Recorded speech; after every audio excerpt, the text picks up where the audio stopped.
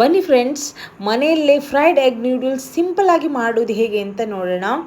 ತುಂಬ ಸಿಂಪಲ್ಲಾಗಿ ಮಾಡ್ಬೋದು. ಸಂಡೇಸ್ ಮಾರ್ನಿಂಗ್ ಅಥವಾ ಈವ್ನಿಂಗ್ ಮಕ್ಕಳು ಸ್ಕೂಲಿಂದ ಬಂದಾಗ ಮಾಡಿಕೊಡ್ಬೋದು.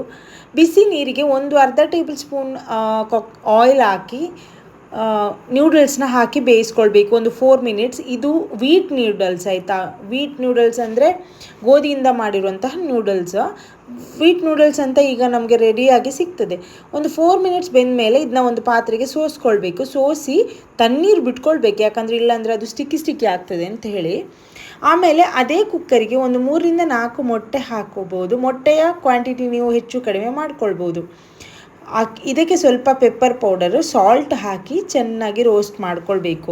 ಅಂದರೆ ನಾವು ಬುಜ್ಜಿ ಎಲ್ಲ ಮಾಡ್ತೀವಲ್ಲ, ಆ ಒಂದು ಕನ್ಸಿಸ್ಟೆನ್ಸಿ ಇರಬೇಕು. ಮೊಟ್ಟೆ ಜಾಸ್ತಿ ಹಾಕಿದರೆ ಟೇಸ್ಟ್ ಚೆನ್ನಾಗಿರುತ್ತೆ. ನಾನಿಲ್ಲಿ 3 ಜನಕ್ಕೆ ಮಾಡ್ತಾ ಇರೋದು. ನಮ್ಮ ಮಾವ ತಿನ್ನೋದಿಲ್ಲ, ಹಾಗೆ ನಾನು, ನನ್ನ ಹಸ್ಬೆಂಡ್ ಮತ್ತು ನನ್ನ ಅತ್ತೆಗೆ ಅಂತ ಮಾಡ್ತಾ ಇರೋದು. 3 ಜನರಿಗೆ ಸಾಕಾಗ್ತದೆ ಇಷ್ಟು ಅಂತೇಳಿ.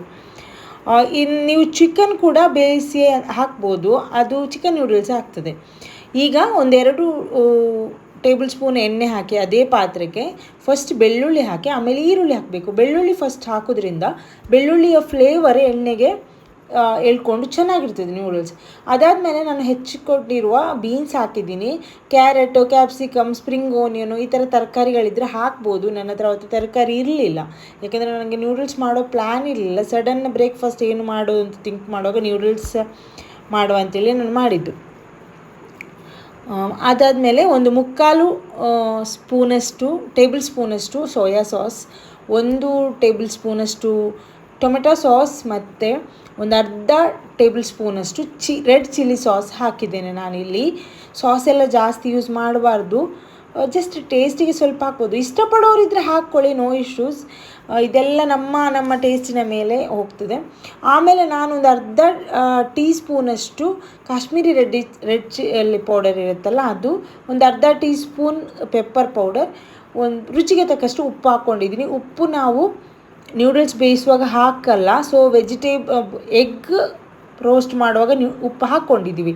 ಸೊ ಉಪ್ಪನ್ನ ಬ್ಯಾಲೆನ್ಸ್ ಮಾಡಿ ಹಾಕ್ಕೋಬೇಕು. ನ್ಯೂಡಲ್ಸಿಗೆ ಬೇಕಾದಷ್ಟು ಉಪ್ಪನ್ನ ನಾವು ಈಗಲೇ ಸೇರಿಸ್ಕೊಳ್ಬೇಕಾಗತ್ತೆ. ಆಮೇಲೆ ಬೇಯಿಸಿಟ್ಟಿರುವಂತಹ ನ್ಯೂಡಲ್ಸ್ನ ಹಾಕಿ ಚೆನ್ನಾಗಿ ಮಗಿಸ್ಬೇಕು.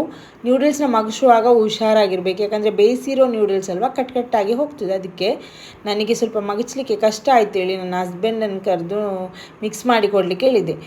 ಯಾಕಂದರೆ ಅವರು ಹೋಟೆಲ್ ಮ್ಯಾನೇಜ್ಮೆಂಟ್ ಮಾಡಿದ್ದಾಯ್ತಾ, ಇಷ್ಟಾದರೂ ಒಂದು ಮಾಡಿಕೊಡಲಿ ಅಂತ. ನನಗೆ ಯಾವತ್ತೂ ಅಡುಗೆ ಮಾಡಿ ಕೊಡೋದಿಲ್ಲ, ಅದಕ್ಕೆ ನೋಡಿ ನೀಟಾಗಿ ಮಿಕ್ಸ್ ಮಾಡಿ ಕೊಟ್ಟರು. ಕೊನೆಗೆ ನಾವು ಸ್ವಲ್ಪ ಕೊತ್ತಂಬರಿ ಸೊಪ್ಪು ಉದುರಿಸಿದರೆ ಎಗ್ ಫ್ರೈಡ್ ನೂಡಲ್ಸ್ ಮನೆಯಲ್ಲಿ ರೆಡಿ ಇದೆ. ನಿಜವಾಗ್ಲೂ ತುಂಬ ಚೆನ್ನಾಗಿರುತ್ತೆ. ಮತ್ತು ನೂಡಲ್ಸ್ ಗೋಧಿಯಿಂದ ಮಾಡಿರೋದ್ರಿಂದ ಹೆಲ್ತಿಗೇನು ಸಮಸ್ಯೆ ಇಲ್ಲ. ಅಲ್ಲ, ನಾವು ಎಲ್ಲನೂ ಅಷ್ಟು ಹೆಲ್ತ್ ಕಾನ್ಸಿಯಸ್ ಆಗಿ ನೋಡೋದಿಲ್ಲ, ಆದರೂ ನಮ್ಮ ಕೈಯಲ್ಲಿ ಮ್ಯಾಕ್ಸಿಮಮ್ ನೋಡಲಿಕ್ಕಾಗುವ ಸಂದರ್ಭದಲ್ಲಿ ನಾವು ಹೆಲ್ತಿ ಫುಡ್ ತಿನ್ಕೊಂಡು ಚೆನ್ನಾಗಿರೋಣ. ಇದು ಟ್ರೈ ಮಾಡಿದರೆ ನನಗೆ ಇದರ ಒಪಿನಿಯನ್ ಕಮೆಂಟ್ ಮಾಡಿ ಹೇಳಿ ಆಯಿತಾ. Thank you so much for watching.